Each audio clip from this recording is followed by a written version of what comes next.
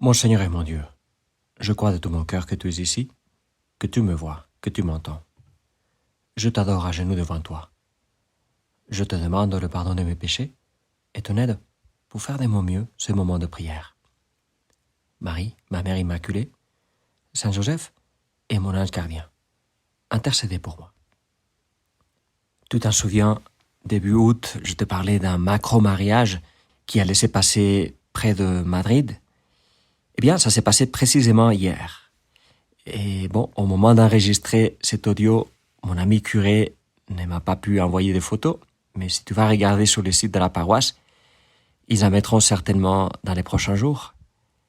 Alors commençons en priant pour ces couples qui désormais ne sont plus deux, mais trois, parce qu'ils ont, à part les enfants qu'ils ont déjà, mais ils sont déjà trois parce qu'ils ont ouvert la porte de leur maison à Dieu.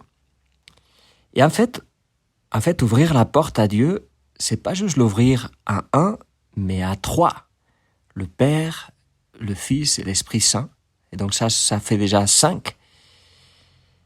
Et en fait, avec la Trinité du ciel, il y a aussi la Trinité de la terre. Déjà Jésus, qu'on vient de compter, et puis Joseph et Marie. Comme quoi, se marier devant Dieu, c'est passer de 2 à 7. Alors, chers nouveaux mariés, laissez-vous entourer par la Trinité du ciel et par la Trinité de la terre tous les jours de votre vie. Et puis, il est aussi question de mariage dans l'évangile d'aujourd'hui. Parce que Jésus compare les royaumes des cieux à 10 jeunes filles invitées à des noces, qui prirent leur lampe pour sortir à la rencontre de l'époux. 5 d'entre elles étaient insouciantes et 5 étaient prévoyantes. Alors, pour comprendre cette histoire, il faut savoir comment ça se passait lors des mariages à l'époque de Jésus. Alors, il y avait la fiancée qui attendait à la maison et qui était entourée de ses amis. Et elle attendait l'arrivée du fiancé qui venait la chercher, lui aussi accompagné d'un groupe de ses amis. Et alors, avec les restes du groupe des parents et d'autres amis, il l'amenait, donc l'épouse, il l'amenait jusqu'à la maison du fiancé, où elle allait vivre avec lui. Alors toute cette procession se déroulait avec des torches et des chants de fête. Et c'est là le rôle de ces filles, dont Jésus va appeler les unes sages et les autres insouciantes, ou folles, n'est-ce pas?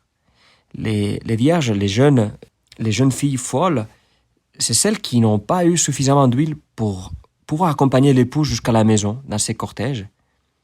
Elles étaient peut-être tellement prises par les émotions, le bavardage, le sommeil, ou par d'autres choses, qu'elles ont oublié d'avoir assez d'huile. Alors ils vont aller en acheter, et lorsqu'elles seront de retour, en fait, ils vont rester dehors, elles vont rater la fête. Alors la parole finit avec un conseil de Jésus. Jésus nous dit, veillez donc, car vous ne savez ni le jour ni l'heure. Et là, c'est un avertissement, Jésus, je pense, qui ne nous parle pas seulement de ce moment clé de notre vie, qui sera le moment de notre mort.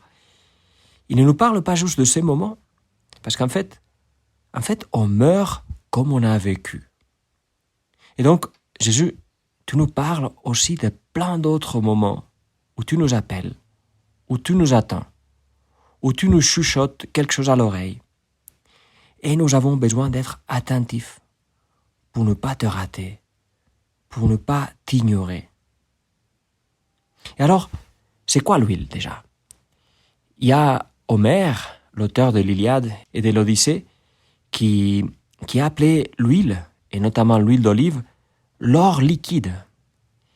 Et l'expression a fait fortune parce qu'on continue à l'utiliser de nos jours. Alors, en fait, déjà anciennement, on s'est rendu compte de toutes les bonnes propriétés de l'huile, dermatologiques, diététiques, etc. Et de nos jours, on les redécouvre. Mais, tu vois, il n'est pas seulement l'or parce qu'il est bon, il est l'or aussi parce que lorsque c'est un bon huile, ça demande beaucoup d'efforts de l'avoir. Alors on doit patiemment ramasser les olives, les presser, et puis goutte à goutte on obtient cet or liquide. Mais ensuite, il y a une autre réalité de notre vie quotidienne qui est comparée dans le langage courant à l'or. C'est le temps. Le temps aussi, c'est de l'or. C'est en fait la chose la plus chère que nous avons. Et ça, les grandes entreprises sur Internet le savent. Leur argent, c'est le temps que nous leur donnons. C'est ça leur secret. Leur argent, c'est notre attention. Et notre attention, notre temps, c'est de l'or. Des tonnes et des tonnes d'or. Alors, c'est pas par hasard que ces entreprises sont les plus puissantes du monde, parce qu'elles ont notre temps, notre attention. Du coup, le temps, c'est de l'or. Et on pourrait dire encore, avec Saint José Maria, en améliorant l'expression, on pourrait dire que le temps, c'est de la gloire. Dire que c'est de l'or, c'est dire trop peu. Le temps, c'est la gloire. Le temps, c'est la gloire. Pas ma petite gloire. La gloire de Dieu. Parce qu'en fait, qu'est-ce que ça donne tout l'or du monde, ou toute la gloire du monde, à côté de la gloire de Dieu? Donc, ton huile, c'est ton temps. Et ton temps, c'est plus que de l'or, c'est la gloire de Dieu. Et c'est quoi cette gloire? C'est quoi la vraie gloire qui laisse derrière, très loin, le glamour du Vanity Fair, l'admiration des fans et des followers, le regard bouche bée face à nos petits accomplissements? La gloire de Dieu, c'est la joie, c'est la paix, c'est les buzz, on pourrait dire, de vivre de Dieu, de vivre avec Dieu, de vivre pour Dieu. Et donc, c'est quoi cette huile que les vierges prévoyantes ont eu prêt pour le moment où l'époux s'est présenté? C'est le fruit dégagé une goutte après l'autre, comme l'huile. C'est les fruits de leurs actes, de leurs pensées, de leurs paroles, l'une après l'autre. Parce que notre vie est faite de ça. Elle est faite de choix, petits ou grands, l'un après l'autre. Une pensée qui est un choix, une parole qui est un choix, un silence qui est un choix.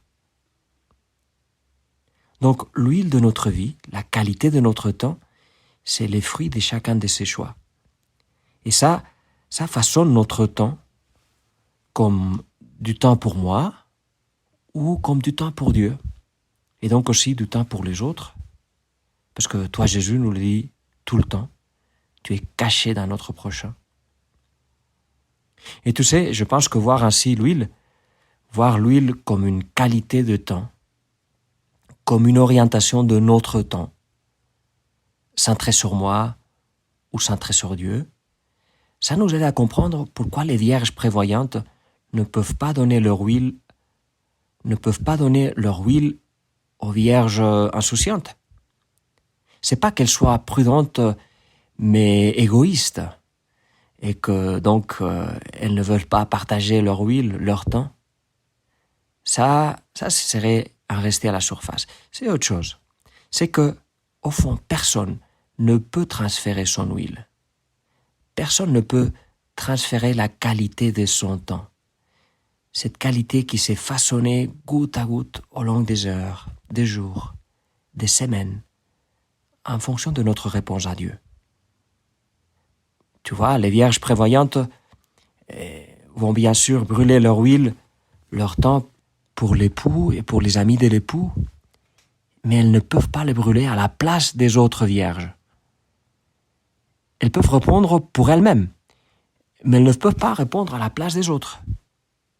C'est ça l'huile qui ne peut pas être transférée. Tu vois, c'est que personne ne peut aimer de ma part. Personne ne peut aimer de ta part. Là, nous sommes indispensables, irremplaçables. Et du coup, Jésus, comment faire pour augmenter nos réserves d'huile? Comme on dirait aujourd'hui, l'autonomie de notre lampe d'huile.